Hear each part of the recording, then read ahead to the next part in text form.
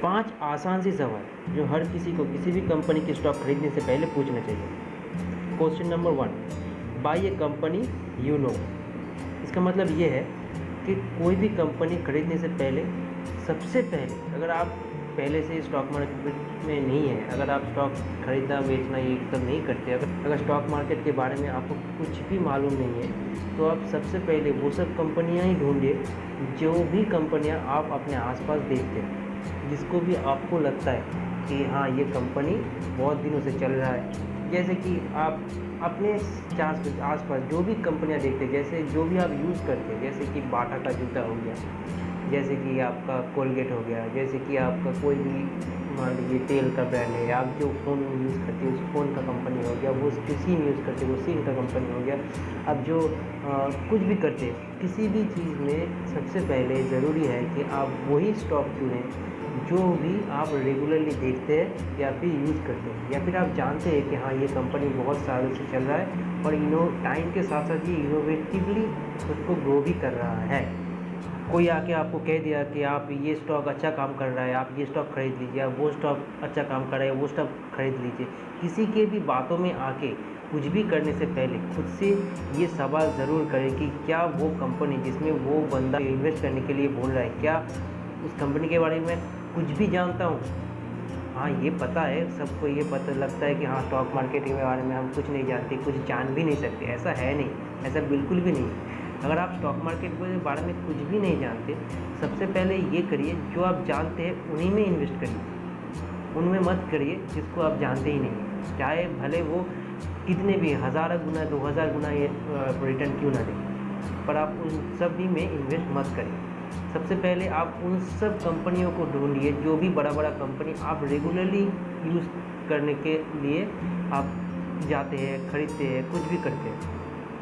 Question number 2, company कितनी पुरानी है। कोई भी कंपनी अगर वो मान लीजिए कि 20, 25, 30 सालों से अच्छा चल रहा है, वो सब कंपनियों में इन्वेस्ट करना ज़्यादा सेफ रहता है, क्योंकि उसके बारे में ये हो सकता है कि आप उसके बारे में कुछ टेक्निकली नहीं जानते, वो कैसा उसका स्टॉक का प्राइस कितना है, क्या है, ये है नहीं है, लेकिन आप इतना जानते हैं कि वो कंपनी के लोग अच्छे हैं इसलिए वो कंपनी चल रहा है, तो उसमें इन्वेस्ट करना बाकी किसी भी कंपनियों के इन्वेस्ट करने से बहुत ज़्यादा गुना सही है और अच्छा भी है आपके लिए।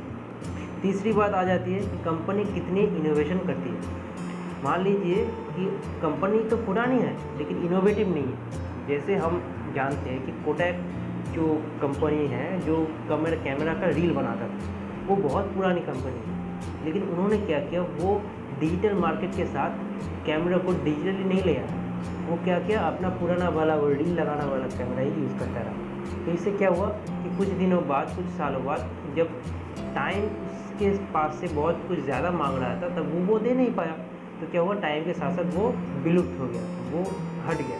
तो आपको ये भी ध्यान रखना है कि वो कंपनी समय के साथ साथ इनोवेटिव काम भी कर रहा है, इनोवेशन भी कर रहा है, युग के साथ समय के साथ वो बदल भी रहा है, खुद को और आगे और बेहतर कर रहा है, तब जाके उस कंपनी को चूज़ करना सही होता है।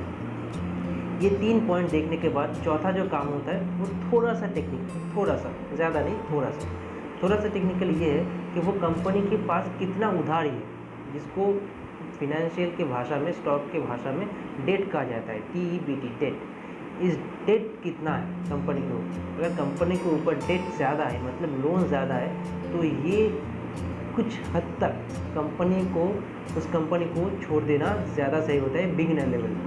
कुछ कंपनियां ऐसा भी होता है कि जिसके पास डेट हाई होता है, लेकिन उसका अलग रीज़न होता है जो आप मैं आगे की वीडियो में बताऊँगा। लेकिन आप इतना समझिए कि आप पहले के टाइम में, शुरुआती समय में, आप उन्हीं सब कंपनियों में इन्वेस्ट करें जिसका डेट बहुत मिनिमम से मिनिमम हो कंपनी के साइज़ की तुलना में, या फिर ना हो। बहुत सारे कंपनियां ऐसा भी होते हैं जिसका डेट नील है, ज़ीरो है, तो आप उन सब कंपनियों को चूज़ करें जिसका डेट नील है। तो आप इनको भी कैसे ढूंढेंगे, वो आप गूगल में जाके, बहुत सारे ऐसे वेबसाइट है जो मैं डिस्क्रिप्शन में दे दूँगा, उन सब वेबसाइट में जाके आप देख सकते हैं कि वो कंपनी के पास कितना लोन लिया है, कितना उधार लिया है बाज़ार से, तो आप देख सकेंगे, आप वेरीफाई कर पाएंगे। और 5वां पॉइंट आता है प्रोमोटर्स शेयर। हर कंपनियों में प्रोमोटर्स एक बड़ा सा शेयर क्वांटिटी वो खरीद के रखता है। तो जिस कंपनी में प्रोमोटर सबसे ज़्यादा शेयर खरीद के रखा है, इसका मतलब ये है कि प्रोमोटर अपना पैसा ऐसे ही तो इन्वेस्ट नहीं करेंगे, उसके दिमाग में भी कुछ चल रहा होगा कि हाँ ये कंपनी अच्छा कर रहा है या फिर आगे अच्छा करता रहेगा। तो उन सब कंपनियों का अगर आपके पास शेयर रहता है तो आपका पैसा बहुत ज़्यादा सेफ रहता है।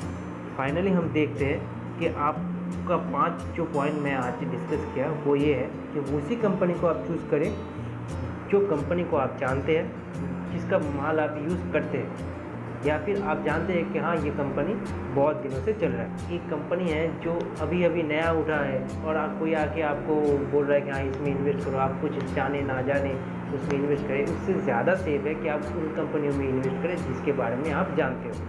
तीसरी बात है, कंपनी कितनी समय के साथ ग्रो कर रहा है, इनोवेशन कर रहा है, क्या क्या नया प्रोडक्ट लॉन्च कर रहा है, समय के साथ साथ अपने पुराने प्रोडक्ट को कैसे अपडेट कर रहा है, वो भी आपको देखना पड़ेगा।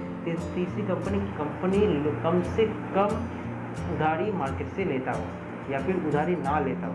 कंपनी सिर्फ अपना पैसा अपना जो एसेट है उसके बल पे ही अपना कंपनी चलाता हो, तो बहुत ज़्यादा सेफ होता है। तो 5वीं बात आता है प्रोमोटर शेयर। जिस कंपनी में जितना प्रोमोटर शेयर रहता है उस कंपनी में इन्वेस्ट करना उतना ज़्यादा सेफ रहता है। पूरा सेफ मैं नहीं कर रहा हूँ, लेकिन ज़्यादा सेफ होता है।